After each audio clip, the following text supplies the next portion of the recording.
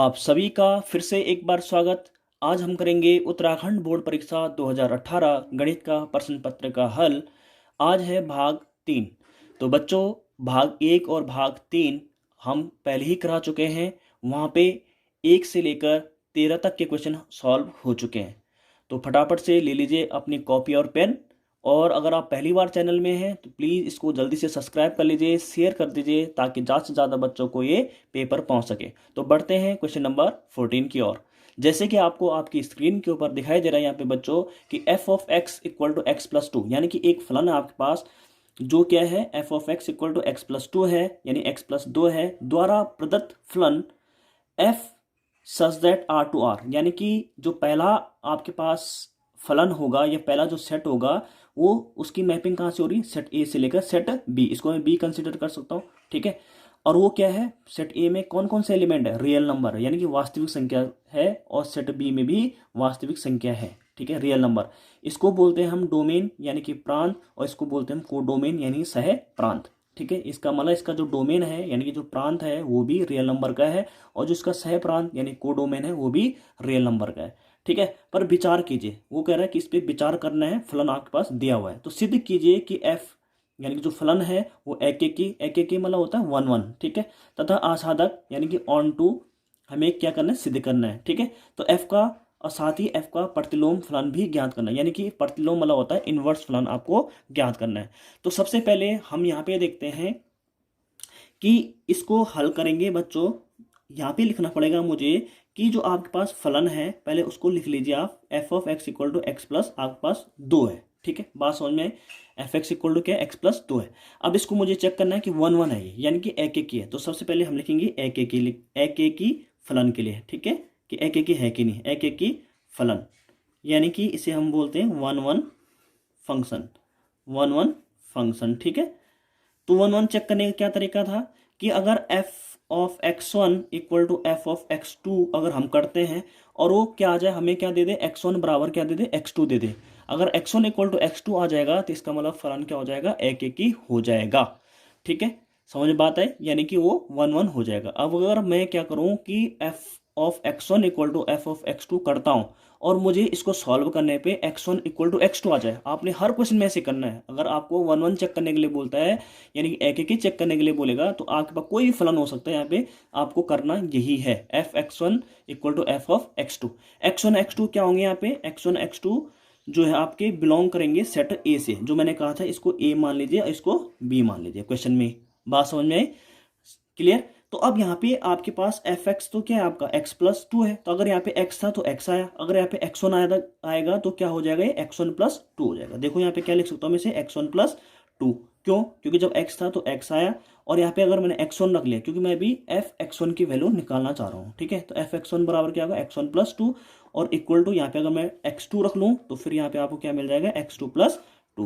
Clear, देखो x to से to तो कैंसिल हो जाएगा, तो आपके पास एक्स वन बराबर क्या हो जाएगा, एक्स टू। तो इसका मतलब क्या हुआ कि यहाँ पे जो सेट ए है, ठीक है, उसका प्रत्येक जो एलिमेंट है यानी तत्व है, एलिमेंट है, तत्व बोल सकते हैं, अवयव बोल सकते हैं, उसका क्या है, एक इमेज किसमें बन रही है, बी जो सेट है उसके एलिमेंट के साथ। एक्स वन बराबर एक्स टू, तो इसका मतलब यहाँ पे लिखेंगे हम ये फलन एक की फलन है, तो हम लिखेंगे हाँ ये एक की है। ठीक है, हाँ ये एक की फलन होगा। अगर आपके पास एक्स वन बराबर एक्स टू आ जाता है तो एक की फलन होगा। बस आपने यही करना था, ये सिद्ध हुआ। अब इसको ऑन टू चेक करना है, यानी कि आच्छादक है कि नहीं। आच्छादक देख लीजिए आप, देखो आच्छादक में क्या होता है, आच्छादक वाला होता है onto function. Onto में क्या करेंगे प्यारे बच्चों कि जो आपके पास फंक्शन गिवन है यानी कि f of x equal to x plus two आपके पास दिया हुआ है, तो इसको हम क्या करते हैं, क्योंकि एफ एक्स को ही हम क्या बोलते हैं, वाई बोलते हैं। ठीक है, वाई भी तो लिख सकते हैं इसको, तो वाई बराबर क्या लिखते हैं, एक्स प्लस टू। अभी आप देखेंगे कि जो वाई की वैल्यू एक्स पे डिपेंड कर रही है। ठीक है, y equal to x plus two, यानी कि वाई का मान ऐसे भी कह सकते हैं आप कि एक्स के रूप में अभी आ रखा है, वाई का मान किसके रूप में आ रखा है, एक्स के रूप में आ रखा है। तो आपने यहाँ से हल इसको थोड़ा सा करना है और एक्स का मान जो है वाई के रूप में निकाल देना है। तो आप क्या लिख सकते हैं भाई, इसको एक्स अपनी जगह में रहेगा और ये टू इधर आ जाएगा, तो वाई एक्स बराबर क्या हो जाएगा, वाई माइनस टू। अब यहाँ पे आप देखेंगे कि इसी को जब y था तो x के फॉर्म में था, तो इसको मैंने y को क्या माना था, fx माना था। अब x आ गया तो इसको मैं क्या लिख सकता हूँ, g y लिख सकता हूँ। ठीक है, y माइनस टू। अब प्यारे बच्चों क्या होता है यहाँ पे कि अगर आप, कहने का मतलब ये है कि अभी ये जो फलन है वो कहाँ से कहाँ तक है, आर से लेकर आर तक की मैपिंग कर रहा है, ठीक है। मतलब इसमें जो फलन सेट ए से लेकर कहाँ तक जा रहा है, बी, और ए के एलिमेंट भी क्या है, रियल नंबर, बी के एलिमेंट भी क्या है, रियल नंबर, ये आपको दिया हुआ है यहाँ पे, ठीक है। तो हम यहाँ पे देखते हैं कि अगर आप, कहने का मतलब ये है कि अगर आप यहाँ पे y की जगह में कुछ भी पुट करते हैं, कुछ भी मतलब, क्योंकि रियल नंबर तो कुछ भी हो सकते हैं भाई, पॉइंट वाले भी हो सकते हैं आपके, पॉइंट वाले भी हो सकते हैं, जीरो भी हो सकता है, 1 2 3 कुछ भी हो सकता है, नेगेटिव नंबर, ये सारे रियल नंबर में आते हैं आपके पास, ठीक है। तो अगर यहाँ पे आप कुछ भी रखते हो यहाँ पे, जैसे 0 1 2, तो आपको क्या मिलेगा, एक नया नंबर यहाँ पे मिलेगा। सपोज आपने 0 रखा, y की जगह में 0 रखा, तो आपको x बराबर क्या मिल जाएगा, -2 मिल जाएगा। अगर y की जगह में 1 रखा तो x बराबर क्या होगा, -1 मिलेगा, ठीक है। x y की जगह में 0 रखा तो -2 मिलेगा, 1 रखा तो आपको क्या मिलेगा, -1 मिलेगा। यहाँ पे आप कुछ भी रखेंगे y की जगह में तो आपको एक, यहाँ पे एक नया एलिमेंट मिलेगा। तो इसका मतलब क्या हुआ कि यहाँ पे जो रखने पे आपको एक नंबर मिलेगा, और वो नंबर भी क्या होगा, रियल नंबर ही आपका होगा, ठीक है। समझ में बात आ रही। यहाँ पे आप y की वैल्यू कुछ भी रखेंगे तो आपको एक वैल्यू मिलेगी x की, और जो x की वैल्यू होगी वो भी एक वास्तविक संख्या ही तो होगी। तो अगर ऐसी कंडीशन बनती है कि आपने कुछ रखा, यानी वास्तविक संख्या रखा, यहाँ पे देखो वास्तविक संख्या है, रियल नंबर, और यहाँ पे आपको एक रियल नंबर मिल जाए, तो इसका मतलब ये क्या होगा, ऑन टू फंक्शन होगा। और इसका साथ साथ ये हमने प्रूफ किया कि ऑन टू भी है, और साथ साथ बोला गया है कि f का प्रतिलोम फलन ज्ञात कीजिए। तो प्रतिलोम फलन यही होता है प्यारे बच्चों, ये जी वाई मैंने लिखा, और इसी को आप लिख सकते हैं एफ इनवर्स एक्स भी लिख सकते हैं। तो अगर प्रतिलोम की बात करेगा तो ये मैंने लिखा प्रतिलोम क्या होता है, y-2 होता हो जाएगा, ठीक है। तो यही आपका उत्तर होगा। आप ऐसे भी कह सकते हैं वैसे कि अगर ऑन टू फंक्शन चेक करने का तरीका ये भी होता है कि अगर बी जो आपके पास सेट है उसकी, यानी कि वो अगर वो रेंज क्या हो जाएगी, जो रेंज है आपकी, जो परिसर है वो क्या बन जाए, आपकी रेंज जो है वो क्या बन जाएगा, आपका कोडोमेन बन जाए, ठीक है। यानी कि अगर रेंज जो बन जाए, अगर रेंज यानी परिसर जो है यहाँ पे, परिसर बराबर आपका क्या आ जाए, कोडोमेन, यानी कि सह प्रांत। या ऐसे भी कह सकते हैं कि जो सह प्रांत है, सह प्रांत मतलब जो बी वाला सेट के जितने एलिमेंट है वो किसके बराबर आ जाए, उसके परिसर। परिसर मतलब होता है कि जब आप यहाँ पे मैपिंग करेंगे तो वहाँ पे आप क्या होना चाहिए, कोई भी एलिमेंट छूटना नहीं चाहिए बी वाले सेट में, और बी सेट के हर एलिमेंट का एक इमेज ए सेट के एलिमेंट के साथ बन जाना चाहिए, ठीक है। प्रतिलोम हो जाए, मतलब प्रतिबिंब बनना चाहिए, सॉरी प्रतिलोम नहीं, प्रतिबिंब बनना चाहिए। समझ में बात है। इसको हम ऐसे भी समझ सकते हैं, देखो अगर आपको ये क्वेश्चन आए, समझ में आ गए, ठीक है, नहीं तो इसको आप दूसरे मेथड से भी इसको समझ सकते हैं, ठीक है। बहुत ऐसे बहुत आसान है। आपके पास देखो फंक्शन है आपके पास f(x = x+2). अब इसको मैंने कहा कि जी ये किस में है, आर से लेकर आर में है, यानी रियल नंबर से लेकर रियल नंबर में। आप यहाँ पे 1 1 चेक कर सकते हैं, यानी एक एक की दोबारा से मैं करा लेता हूँ, एक एक की यानी 1 1। आपने दो डायग्राम बनाए, एरो डायग्राम, ठीक है, एरो डायग्राम बन गए। ये सपोज ए सेट है, ये क्या आपका बी सेट है। अब इसमें रियल नंबर है, ठीक है। आपने यहाँ पे सपोज 1 रखा तो आपको क्या मिलेगा, देखो भाई आपने यहाँ पे डोमेन, डोमेन मतलब इसका प्रांत क्या है, आपने 1 रखा यहाँ पे एक्स की जगह में, तो आपको डोमेन क्या मिलेगा, यानी कि सह प्रांत क्या मिलेगा, 1+2, यानी कि 1 यहाँ पे भी तो रखोगे तो ये मिल जाएगा आपको 2। आपने यहाँ पे कुछ भी रखा, 2 रख लिया चलो, क्योंकि 2 भी एक रियल नंबर है, तो यहाँ पे मिल जाएगा आपको 4। यहाँ पे आपने 3 रखा तो यहाँ पे मिल जाएगा आपको 5। तो कहने का मतलब क्या है कि हर एलिमेंट की एक इमेज बी एलिमेंट के बी सेट के एलिमेंट के साथ बन रही है। तो इसका मतलब ये क्या हो जाएगा, आपका 1 1 1 1 फंक्शन हो जाएगा, यानी कि ये 1 1 फंक्शन यानी एक ही फलन हो जाएगा। अब मैं कह रहा था आपसे कि इसको ऑन टू चेक करना है, यानी आच्छादक भी चेक करना है। तो भाई आच्छादक यानी कि ऑन टू में अभी इसको भी ऐसे दिखा सकते हैं, देखिए ए और ए बी। सपोज अभी आपके पास क्या था, x बराबर y-2, क्योंकि हमें आच्छादक में क्या करना पड़ता है कि x का मान y के टर्म में निकालना पड़ता है। मैंने कहा था यहाँ पे y की वैल्यू आप कुछ भी रखिए, जैसे आपने y की जगह में क्या रखा, 0 रखा, तो आपको x बराबर क्या मिलेगा, देखो यहाँ पे 0-2, तो x बराबर क्या मिला था आपको, -2, तो आप यहाँ पे लिखोगे -2, ठीक है। तो इसकी एक मैपिंग बन रही है ना, यहाँ पे इधर इधर देखो 0 रखने पे आपको -2 मिला, ठीक है। अगर आपने यहाँ पे y की जगह में 1 रख लिया तो x बराबर क्या मिल जाएगा आपको, देखो 1 रखने पे 1 -2 तो -1। तो कहने का मतलब ये कि 1 रखा तो आपको यहाँ पे -1 मिला। तो इनकी भी एक मैपिंग यहाँ पे बन रही है। बात समझ में है कि मैपिंग यहाँ पे बन रही है। यहाँ पे आप कुछ भी रखोगे तो यहाँ पे कोई भी एलिमेंट रखोगे तो उसकी एक मैपिंग आपको पक्का मिलेगी, क्योंकि ये रियल से लेकर रियल तक जा रहा है। तो उम्मीद करता हूँ कि ये क्वेश्चन आपको क्लियर हुआ होगा। बढ़ते हैं बच्चों क्वेश्चन नंबर 15 की ओर। सिद्ध कीजिए कि tan inverse √x = 1/2 cos inverse 1 - x/1 + x। इसको करूंगा मैं RHS से, ठीक है। तो इसका हल जो होगा यहाँ पे लिखेंगे, यहाँ पे हल RHS क्या है उसको नोट कर लीजिए आप, 1/2 cos इनवर्स 1 - x/1 + x। तो यहाँ पे बच्चों आपको निकालना क्या है, टेन इनवर्स रूट एक्स निकालना है, LHS है ये आपके पास, यही आपका उत्तर है। ठीक है, तो यहाँ पे मैं क्या करूँगा, सब्स्टिट्यूट करूँगा x equal to tan square theta से। क्यों करूँगा टेन स्क्वायर थीटा, क्योंकि जैसे ही यहाँ पे 1 माइनस टेन स्क्वायर रखूँगा मैं, यहाँ पे 1 minus ten square theta upon 1 plus ten square theta, तो ये फॉर्मूला बनेगा। ठीक है, याद आया कुछ कि ये क्या कौन सा फॉर्मूला बनेगा, चेक कर लेते हैं अभी।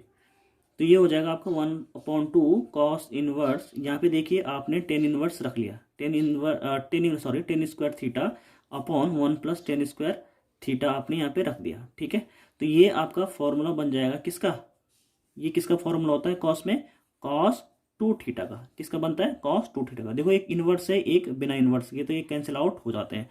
तो आपके पास बचेगा यहाँ पे 1/2 इंटू ये बच जाएगा 2 थीटा, तो 2 से 2 भी कैंसिल हो जाएगा, यहाँ पे बचेगा थीटा। देखो आपके पास सिर्फ थीटा बचा है, जबकि आपको निकालना था टेन इनवर्स रूट एक्स। तो यहाँ पे जो आपने पुट किया है बच्चों, उसी का हम अब हेल्प लेंगे। उसकी हेल्प कैसे ले सकते हैं, देखो यहाँ पे आपके पास है एक्स बराबर टेन स्क्वायर थीटा है, तो इसका मतलब स्क्वायर को जब इधर आएगा तो रूट बन के आएगा, यानी कि टेन थीटा इक्वल टू क्या हो जाएगा, टेन थीटा, टेन स्क्वायर था तो स्क्वायर हटा दिया मैंने, तो यहाँ पे बन जाएगा रूट एक्स।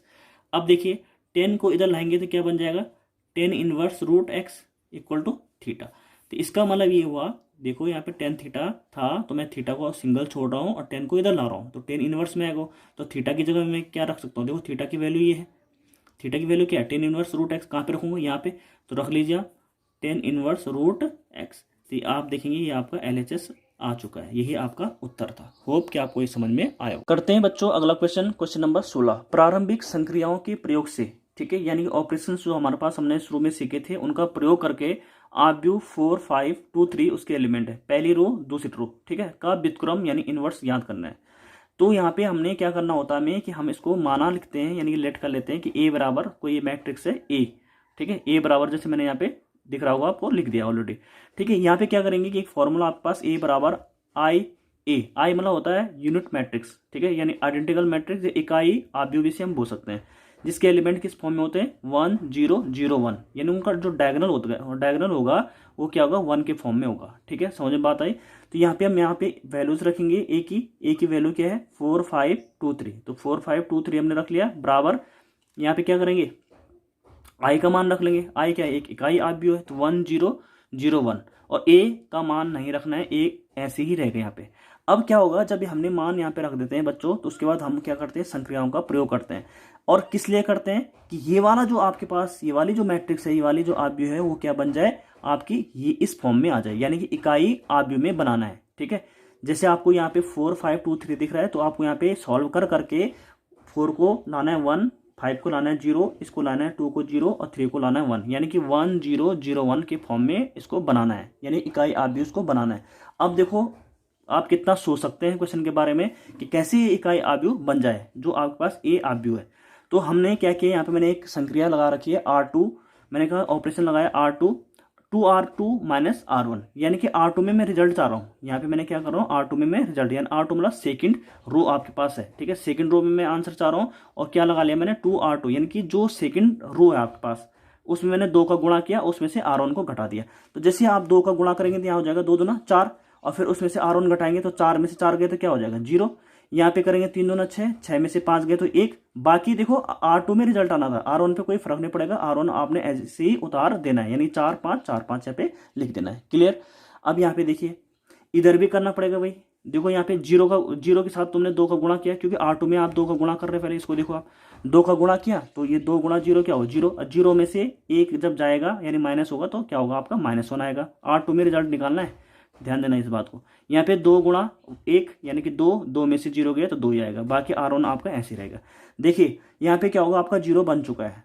ठीक है, अब अगला ऑपरेशन लगा रखा है बच्चों यहाँ पे R1 माइनस 5 R2, यानी कि R1 इसलिए लिखा है यहाँ पे कि R1 में मुझे उत्तर चाहिए। अब R1 में से 5 R2 में घटाऊंगा, यानी कि इस वाले में से मैं क्या करूंगा 5 गुणा करूंगा R2 में, तब घटाऊंगा, यानी कि 4 यानी R1 कितना है 4 माइनस 5 गुणा 0, तो यानी कि 5 गुणा 0 तो 0 ही होगा, तो 4 ही बचेगा।